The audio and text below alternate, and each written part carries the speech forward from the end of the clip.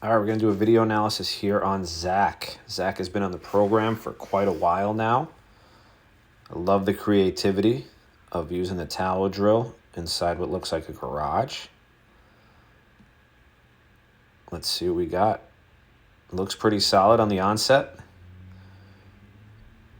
Let's break it down. Here we go. So we bring Zach into his leg lift. We see an awesome weight shift right here. Right? So we got, comes up to that highest point, that balance point. Hips start going forward. Right? He starts going down the mound even though he's on a flat ground. Right? So he's coming here. His back arm, or his throwing arm, I should say, is coming down to the pocket. Eyes on his target. Elbow at his target. Hip going towards his target. Front leg closed so far. Okay, as he progresses down, it looks like the arm is going a little too far back that way, which can make you a little bit too rotational up top. But let's see how he finishes. Front leg, still pretty closed. Looks good. Back leg, locked and loaded. All right, so he's ready to fire. Front arm, pointing at the target. I like it. So now as we get here, it's where it gets a little interesting. Glove side and the eyes look good. All right, target, all good stuff. Now, front leg starts to leak open. All right, you see that foot start to turn this way, turn open. All right, so that's going to leak the hips open. Well, the back leg is still loaded, but now losing power because it's leaking forward.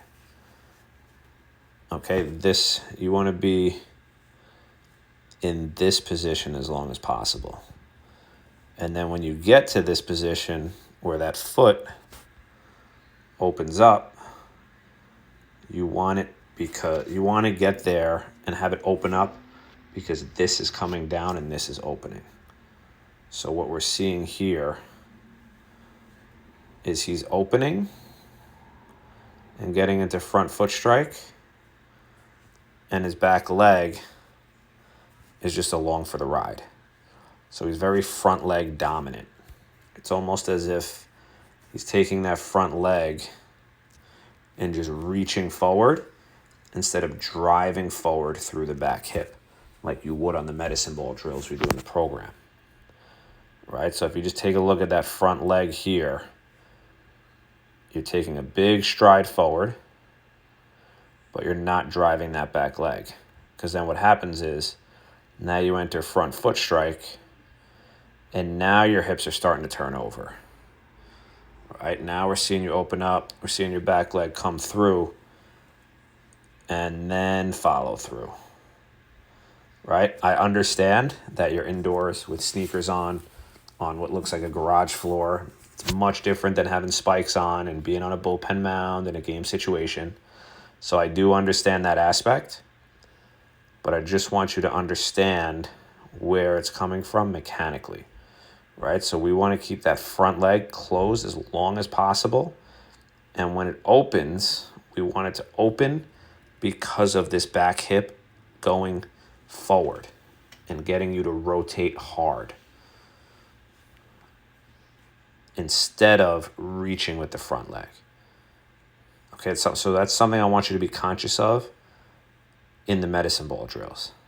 Firing from the back hip. Okay, now arm-wise. Correct myself from before, just based on the angle. It looked like you were getting a little too far behind this way with the arm. I'd have to see it at another angle just to be sure. But what I do like is that you do come up to that good 90-degree position we always talk about, right? Your arm's right here.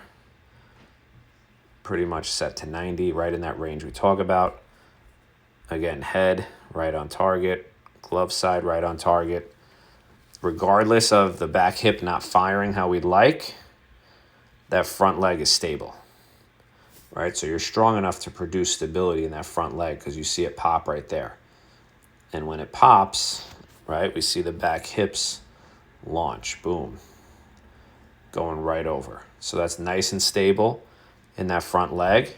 It gets the trunk and it gets the rest of your body through as you have a strong follow through and finish.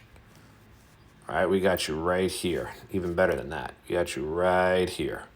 Right, a lot of guys are almost here. So this extension that you're getting, Zach, when you're releasing the ball, literally your hand is here and your front foot is here. Like, that is awesome.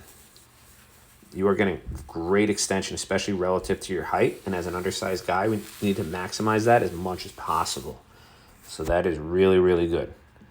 Now, how we get to this point, just to repeat myself from before, is we have to work on driving this back leg more.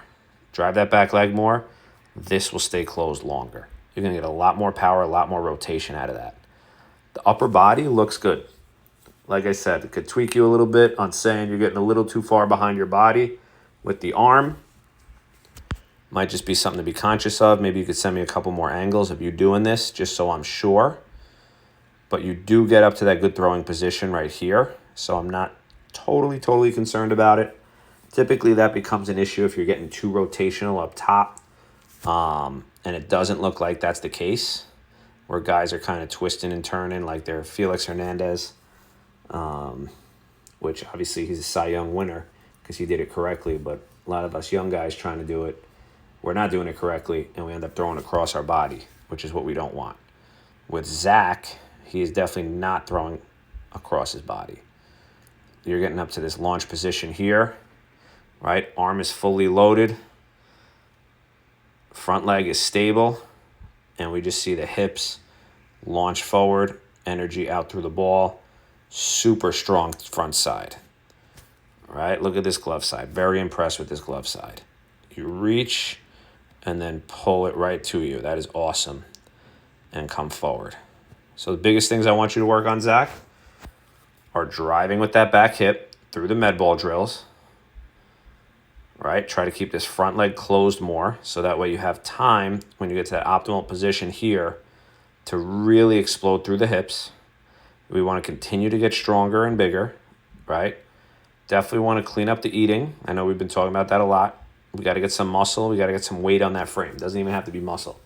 Just body mass. If we can get 10, 20 pounds of mass on that frame, it's going to make a big difference in the spring if we continue to fine-tune these mechanics and build that arm strength. Keep up the good work, dude. I'm very interested in your thoughts. Let's make it happen.